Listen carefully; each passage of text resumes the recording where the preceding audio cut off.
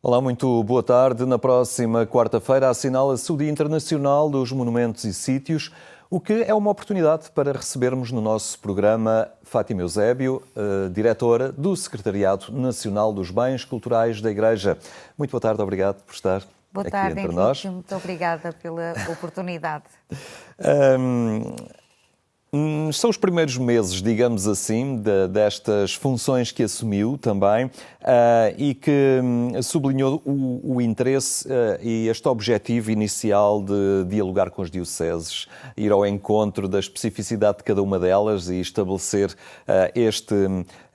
este contacto. É determinante este conhecimento das realidades locais para se desenvolver um trabalho eficaz nesta área do património? Eu acho que sim, porque um secretariado nacional como o dos bens culturais, como é evidente, só tem sentido se estiver ao serviço daquilo que são as necessidades das dioceses. E por isso o nosso grande objetivo é que haja um trabalho concertado com aquilo que são essas necessidades, aquilo que são os anseios também dos agentes que estão vocacionados nesta área dos bens culturais nas várias dioceses. E por isso mesmo é que uma das minhas primeiras opções foi a realização de um inquérito que enviámos às dioceses para conseguir aferir aquilo que eram as necessidades, as vulnerabilidades, os anseios, mas também, por outro lado, para fazer um ponto da situação atualmente, quer a nível das estruturas diocesanas vocacionadas para a área dos bens culturais, quer para as realizações aquilo que existe a nível de arquivos, a nível da própria de regulamentos, a nível das intervenções realizadas nas catedrais, museus, para termos um panorama daquilo que é esta realidade a nível nacional. Já há resultados desse inquérito? Foi gratificante um aspecto, é que das 21 dioceses temos resposta de 18 dioceses e o compromisso das restantes 3 que até ao final desta semana nos vão fazer chegar as respectivas respostas e, portanto, se conseguirmos o pleno, já é importante porque nem sempre há também uma disponibilidade, até porque muitos destes organismos locais continuam a funcionar ou com sacerdotes apenas, ou então com voluntários que têm, portanto, a sua atividade profissional paralela. É importante ter equipas dedicadas com formação específica? Eu acho que isso era fundamental. Quando fui convidada para assumir a direção do Secretariado Nacional, e que eu assumo só a meio tempo, portanto, porque mantenho o Departamento dos Bens Culturais da Diocese de Viseu, como é evidente, também foi resultado do reconhecimento de um trabalho que foi desenvolvido na Diocese de Viseu ao longo dos últimos 16 anos, portanto, que é o tempo de existência do Departamento dos Bens Culturais e no qual assumi funções em 2007, a tempo inteiro, portanto, com dedicação plena. Tenho depois uma série de pessoas que colaboram comigo em voluntariado, mas a existência de alguém a tempo inteiro é fundamental para que realmente se possam dinamizar e implementar projetos, porque senão vamos fazendo aquilo que o que acontece é que vai-se procurando dar resposta no dia-a-dia, algumas obras que há para orientar, etc.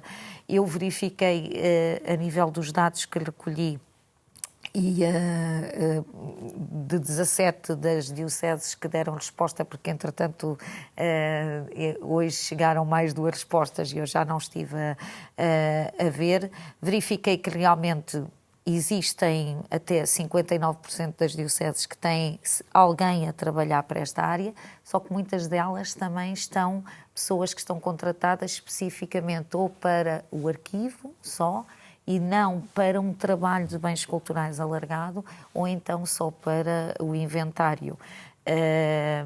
Esta questão do património requer também uma visão mais abrangente, porque depois é preciso dialogar com entidades estatais, é preciso saber os fundos de apoio ou os programas específicos que vão surgindo, é preciso fazer candidaturas. Há aqui muito trabalho a fazer. Há muito trabalho a fazer e há que ter uma visão abrangente nesse sentido, ou seja, lá está, não se focalizar só numa das vertentes, porque é uma área, são várias frentes de trabalho e essa é a grande dificuldade que eu sinto tanto na Diocese de Viseu como sinto e agora de uma forma muito presente a nível do Secretariado Nacional. São muitas frentes de trabalho. Nós estamos a falar de áreas de conservação e restauro, o arquivo, o inventário, a dinamização de os museus, que é uma das áreas que eu quero trabalhar muito também nesta minha comissão de serviço, e depois tudo o que isso envolve e que são áreas também com conhecimentos específicos que exigem competências diversificadas, que muitas vezes temos que não só apelar aos nossos conhecimentos, mas recorrer também a outros agentes que possam colaborar connosco e muitas vezes em voluntariados. É algo que nós recorremos muito porque é muito necessário este cruzamento de conhecimentos e de competências. Muitas vezes, logo uma primeira dificuldade é manter uma porta aberta, não é? De um lugar, de um monumento, de determinado local que as pessoas querem visitar, mas depois não se consegue ter aberto, há medo dos assaltos, dos roubos, começa-se logo por aqui. E começa-se logo por aí e, sobretudo, essa situação ainda se agudiza mais no contexto atual em que estamos a caminhar para a desertificação, sobretudo nas dioceses do interior.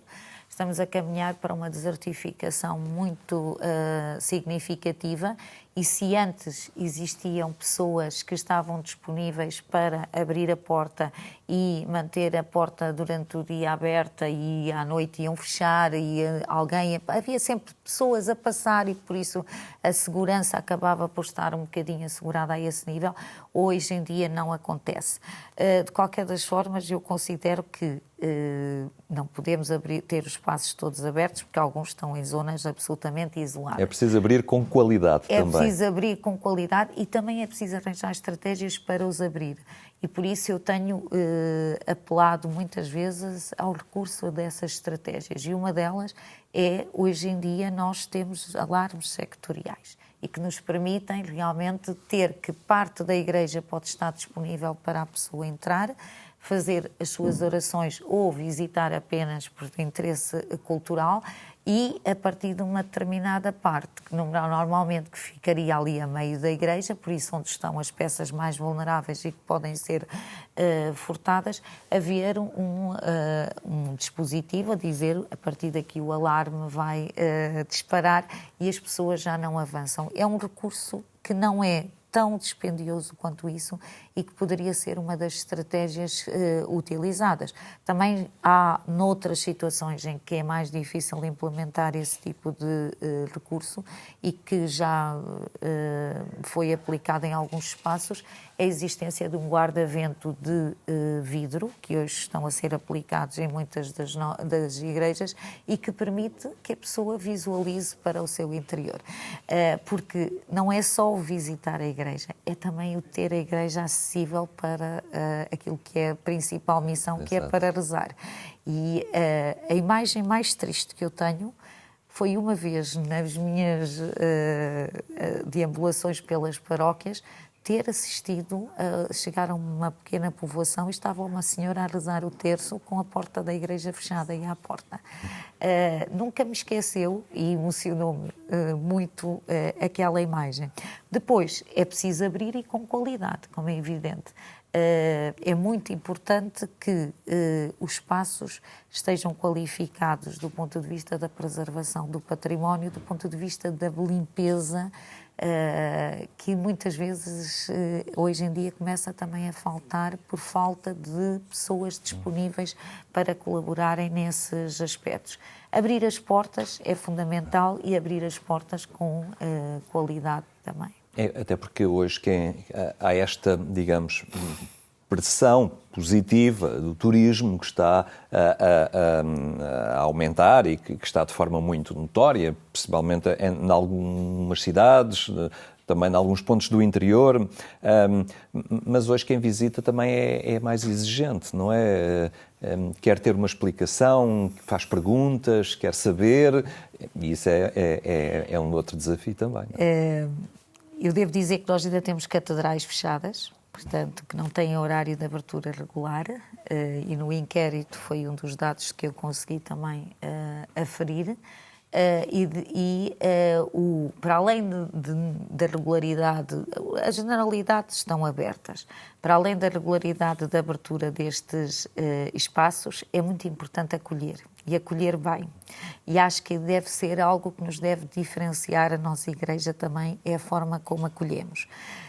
Infelizmente, a maior parte não dispõe de serviço de acolhimento, não dispõe de visitas guiadas por marcação, porque, como é evidente, não podemos ter ali um guia sempre disponível para guiar a visita a 2, 3 pessoas, mesmo que haja a contrapartida financeira, e acho que também é importante caminharmos nesse sentido, não é?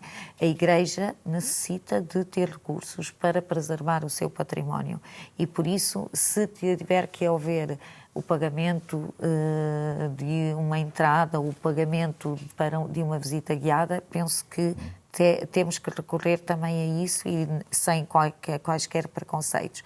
Agora, devo dizer que das catedrais, a nível do inquérito, apenas 4 catedrais têm serviço de visita guiada por marcação. E isto leva-me a refletir que muitas vezes estamos a entregar a terceiros que não são, portanto, da estrutura, a missão de guiar estas visitas. E estas visitas, quando são guiadas, mesmo que seja para público que não seja crente, devem ser visitas diferentes daquilo que é uma visita normal a um património onde haja apenas o veicular de informação a nível de história, de datações, nomes, etc., e da explicação daquele património na perspectiva estética. É importante também a Igreja continuar a olhar todo este património artístico e religioso como uma ferramenta de anúncio. Que ele foi construído com essa finalidade, não é? O património, eu costumo usar uma expressão nas minhas visitas e costumo dizer, numa igreja nada existe para enfeitar. Tudo o que lá está é porque fala de Deus, aproxima os crentes de Deus e Deus dos crentes. E mesmo para o público que não é crente, é necessário explicar-lhe o simbolismo de toda aquela construção, de todos os elementos que ela integra. Esta vertente de utilizar o património como anúncio é algo que nós temos que caminhar e que tem que se desenvolver muitas ferramentas nesse sentido. É muito curioso porque surgiu esta semana a publicação de um relatório da Conferência Episcopal Francesa. Esse relatório da Conferência Episcopal remete para um crescimento extraordinário dos batizados na Páscoa. Então, foram mais de 7.000 pessoas batizadas. Entre essas 7.000 pessoas, 50% são jovens. Aliás, mais de 50% são jovens, sendo que 31% têm entre 18 e 25 anos. É muito interessante ver este renascimento espiritual que se verificou. Mas o que é que este relatório nos traz aqui de importante para quando falamos do anúncio? É que entre as motivações que levaram à conversão, até porque muitos deles, a família nem sequer tinha qualquer ligação à Igreja, e o que levou muitos deles a este caminho de conversão foi precisamente o património, a beleza do património da Igreja.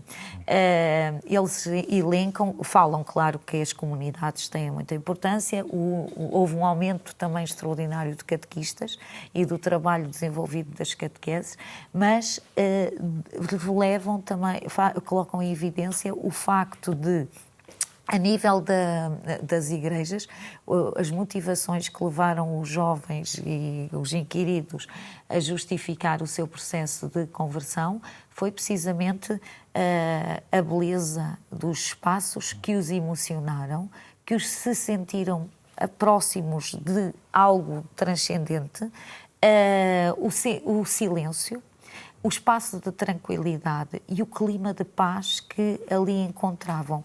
E até um sentido de que pertenciam àquele local. É muito interessante esta experiência do emocional e do estético que aparece aqui, colocada em evidência neste relatório. Muito sublinhada também na experiência da Jornada Mundial da Juventude, não é? A sensibilidade à dimensão da estética, da beleza, de um Deus que se manifesta pela beleza. Ainda nesta linha, é necessário também ser criativo, digamos assim, entre aspas, mas criativo na forma de usufruir do património artístico e religioso. Não sei, lembro-me das crianças que visitam, mas que se calhar podem dormir num monumento, podem ter um envolvimento diferente na arquitetura, nestas realidades.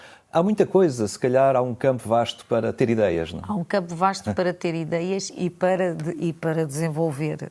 O grande problema, vamos bater novamente nas dificuldades e que também ficaram evidentes com o inquérito. É sempre a falta de recursos humanos, por um lado, e financeiros. Porque precisamos de ter, por exemplo, nós temos toda uma série de equipamentos museológicos no país, projetos expositivos, uns mais qualificados, outros menos qualificados, mas poucos são os que devem ser mesmo em número muito diminuto, os que têm serviços educativos e que têm recursos para desenvolver uma atividade a esse nível de forma contínua, regular e com propostas também elas criativas. Mas é um caminho muito importante.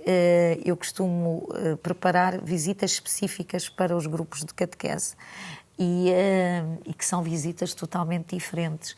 E costumo até pedir aos catequistas que, para além das crianças, solicitem aos pais que também acompanhem os filhos nessa visita e conseguem-se realmente resultados extraordinários. E as pessoas depois voltam e têm vontade de regressar e os pais são daqueles que no fim da visita manifestam que aprenderam, que passaram a olhar aquilo que era o espaço da Igreja de forma diferente e o respectivo património. Uma das propostas que eu pretendo desenvolver é precisamente a criação de alguns materiais, um quiz, etc., para os diferentes níveis etários da catequese. Porque acho que hoje em dia os catecismos, as imagens recorrem muito mais ao desenho, não é, criativo, do que propriamente à presença da imagem direta do património da Igreja. E então, no sentido de ser também uma complementariedade a esses catecismos, a essas ferramentas que a catequese muito bem utiliza, porque tem que cativar as crianças, pretendemos desenvolver algumas ferramentas nessa área para chegar a esse público, porque consideramos que esta educação para o património da Igreja também é fundamental que comece cedo, porque eles vão ser os futuros responsáveis também por estes espaços, não só para os aproximar da Igreja, nessa perspectiva, claro que é fundamental, mas também no sentido de fazer com que eles estejam também sensíveis para a necessidade de se preservar este património. Ou seja, e também por aquilo, na sequência do que estava agora a dizer e daquele documento, aquele estudo de França, não é? Importa investir numa pastoral da estética e da beleza e nesta área, precisamente dos bens culturais e para as dioceses deixar um pouco de olhar o ter alguém a abrir a porta ou a estar em determinado momento como uma obrigação de deixar as pessoas entrar em algo que sim, é bonito acontecer, ver e apreciar, mas tem que ser olhado mesmo como uma ferramenta de pastoral, cada vez mais. Tem que ser olhado como uma ferramenta pastoral. Eu, por acaso, na sede de Viseu, que eu também sou diretora do Tesouro da Catedral, e na Quinta-feira Santa e na Sexta-feira Santa, durante o período da Missa Crismal, estivemos encerrados, mas na Sexta-feira Santa estávamos abertos a parte do museu. E para se passar para o Museu da Sé, passa-se pela Catedral. E estava a decorrer a celebração de sexta-feira à tarde como não havia muitos visitantes, nós mantivemos aberto. Mas eu considero que, claro que tem que se condicionar as visitas durante as celebrações, mas por vezes é uma experiência também para quem entra, para perceber que ali se celebra e que é uma fé viva, que são espaços, a igreja não é um museu, é um espaço vivo e onde se celebra a fé. E tive turistas que chegaram ao pé de nós, depois de descerem do museu, e disseram: nós podemos ficar a assistir à missa. Ou podemos ficar a assistir, simplesmente. E para mim isso é uma tarde ganha, porque acho que é esse efeito que se pretende. Esta vertente da pastoral é algo que é transversal a todo o projeto que desenvolvi, que pretendo desenvolver nos próximos 3 anos, e por isso nós, o Dia Nacional dos Bens Culturais, que se celebra a 18 de outubro, vamos retomar a experiência de o realizar com um evento, um colóquio, um encontro, numa diocese, portanto, tentando percorrer diferentes partes do território nacional, e será para realizarmos em 2 dias, vamos chamar Jornadas da Pastoral dos Bens Culturais da Igreja. O primeiro dia será essencialmente dedicado a comunicações orientadas mais entre o humano e o divino, e como é que eu comunico a fé que me anima. Será centrado mais nesta temática e aberto ao público. E o segundo dia será dedicado exclusivamente aos agentes dos bens culturais. E serão sempre nesta perspectiva da pastoral. Muito bem, Fátima Eusébio, muito obrigado. Obrigada. Ficam desafios muito, digamos, não apenas interessantes, mas urgentes, não é? Para tomar em mãos a nível das dioceses e certamente todo este horizonte de esperança que temos pela frente. Obrigado pela sua presença aqui entre nós. Obrigada. A terminar, queremos agradecer a sua atenção e dizer que contamos consigo amanhã, à mesma hora, para uma nova emissão. Tenha uma boa tarde e até amanhã, se Deus quiser.